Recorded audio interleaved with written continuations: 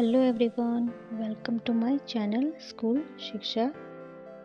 તો આજે આપણે શીખી રહ્યા છે ધોરણ 5નો हिंदी पाठ 15 खरगोश और हाथी। एक जंगल में एक सरोवर था। सरोवर के किनारे गीली जमीन थी। वहाँ बहुत से खरगोश रहते थे। खरगोशों की बिल जमीन के अंदर थे। ये दिन भर इधर उधर कूदते रहते थे, नरम नरम घास खाते, रात को अपने घरों में सो जाते। वे सब बहुत प्रसन्न रहते थे। એનો અર્થ છે કે એક જંગલમાં એક સરોવર હતું।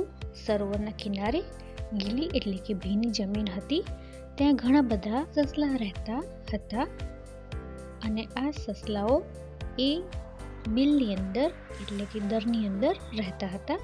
આખો દિવસ એ આમથી તેમ કૂદતા રહેતા હતા, નરમ નરમ ઘાસ ખાતા હતા અને રાતે એમના ઘરોમાં જઈને સૂઈ જતા હતા।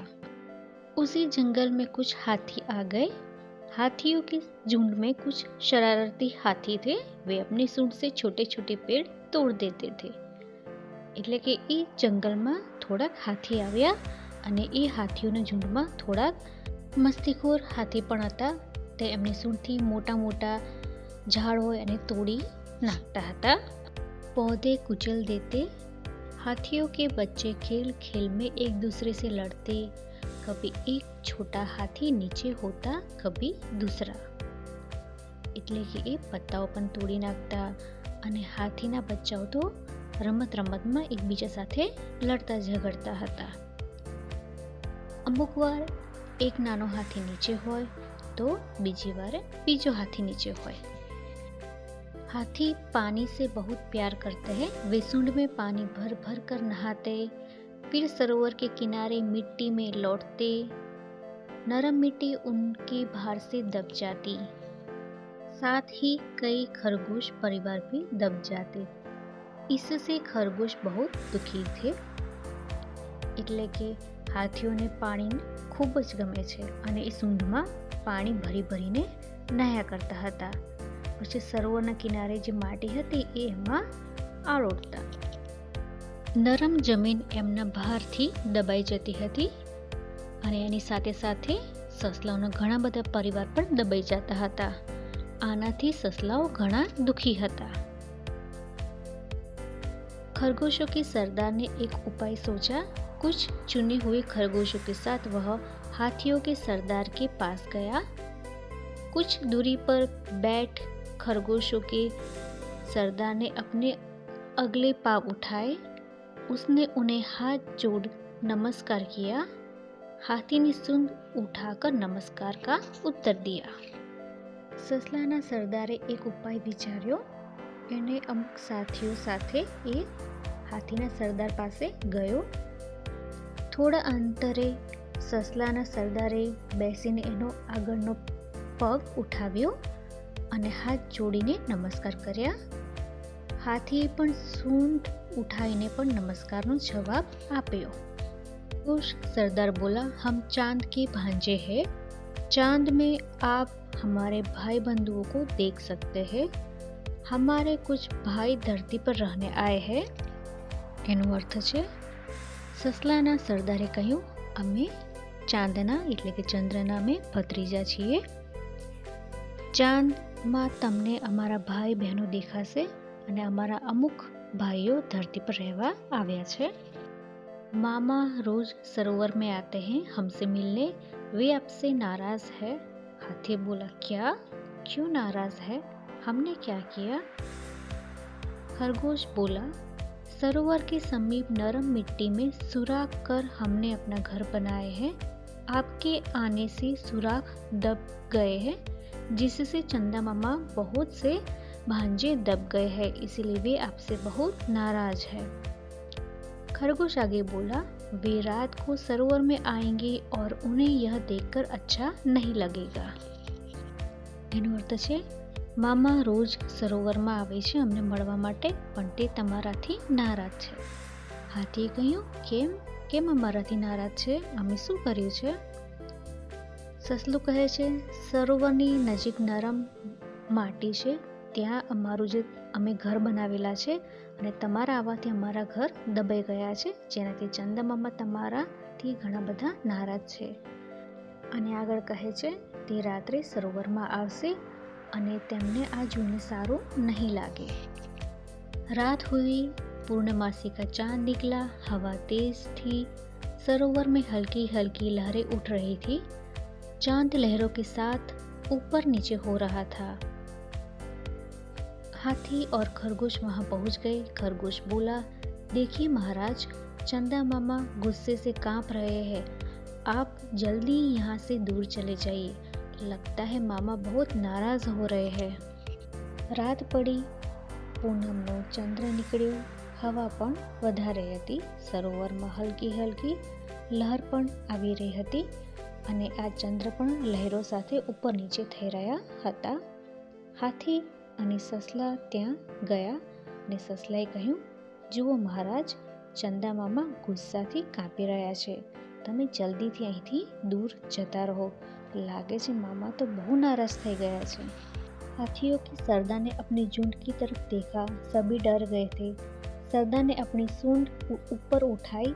सभी हाथियों ने ऐसा ही किया. अब सरदार बोला, चमकते हुए चांद को हमारा नमस्कार. हम अपनी गलती मानते हुए आपसे क्षमा मांगते हैं. आप हमें क्षमा करें.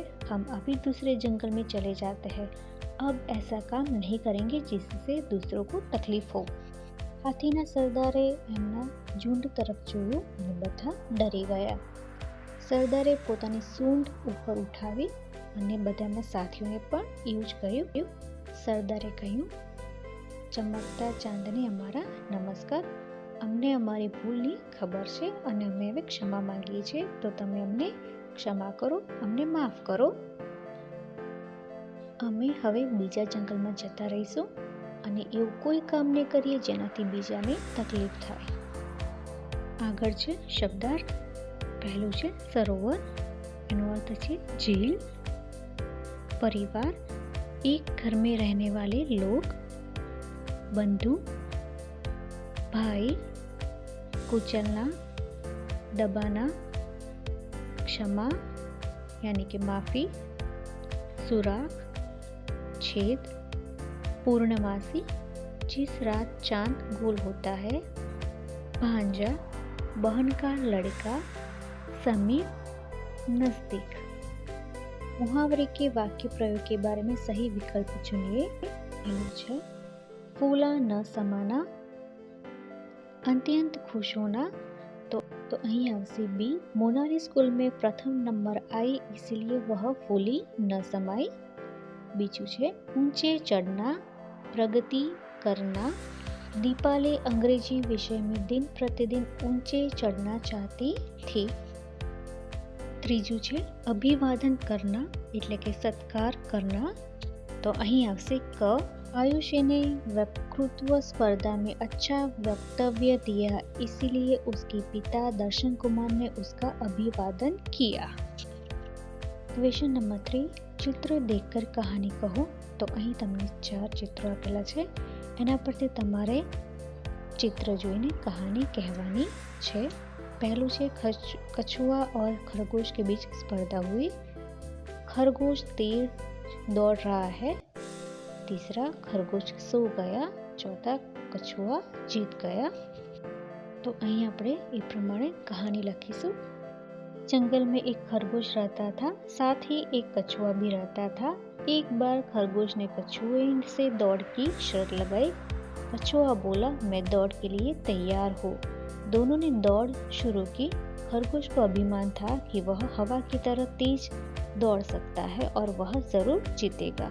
आधे रास्ते तक पहुंचकर उसने देखा कि कछुआ बहुत पीछे रह गया है. उसने सोचा कि चलो कुछ देर रुककर थोड़ा आराम कर लूं. और वह वहीं सो गया. जीत के लक्ष्य को ध्यान में रखकर कछुआ लगातार चलता रहा. धीरे धीरे चलते हुए वह सोते हुए खरगोश को पार कर अंत में विजय स्थल पर पहले पहुंच गया. इस प्रकार कछुआ दौड़ में जीत गया और खरगोश हार गया.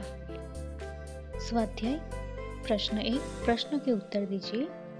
पहलू છે खरगोशों के बिल कहाँ थे. तो એનો उत्तर છે खरगोश के बेल सरोवर के किनारे गीली जमीन के अंदर थे. क्वेश्चन नंबर 2, खरगोशों का सरदार क्या बोला. तो जवाब છે खरगोश के सरदार ने कहा हम चांद के भांजे हैं, मामा रोज सरोवर में मिलने आते हैं, वे आपसे नाराज है। प्रश्न नंबर 3 पूर्णमासी का चांद कैसा है? तो जवाब છે पूर्णमासी का चांद गोल है। तालाब में क्या दिखाई दे रहा था? तो जवाब છે तालाब में चांद दिखाई दे रहा है। चंदा मामा से कौन माफी मांग रहा है? तो जवाब છે हाथियों का सरदार चंदा मामा से माफी मांग रहा है। प्रश्न 2 मातृभाषाમાં अनुवाद करो, એટલે કે તમારે અહીં ગુજરાતીમાં अनुवाद કરવાનો છે। પહેલું છે સરોવર કે કિનારે ગીલી જમીન थी, તો એનો ગુજરાતી અર્થ છે સરોવર કિનારે ભીની જમીન હતી। બીજું છે हम चांद के भांजे हैं, तो એનું ગુજરાતી છે અમે ચંદ્ર ભાણેજ છીએ। ત્રીજું છે હાથીઓ કે ઝુંડ में कुछ शरारती हाथी थे, તો એનું ગુજરાતી છે હાથીઓના ઝુંડમાં થોડાક મસ્તીખોર હાથીઓ પણ હતા।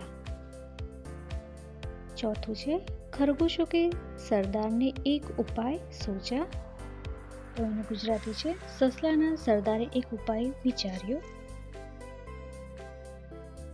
તો આની સાથે અહીંયા પાઠ પૂરો થાય છે।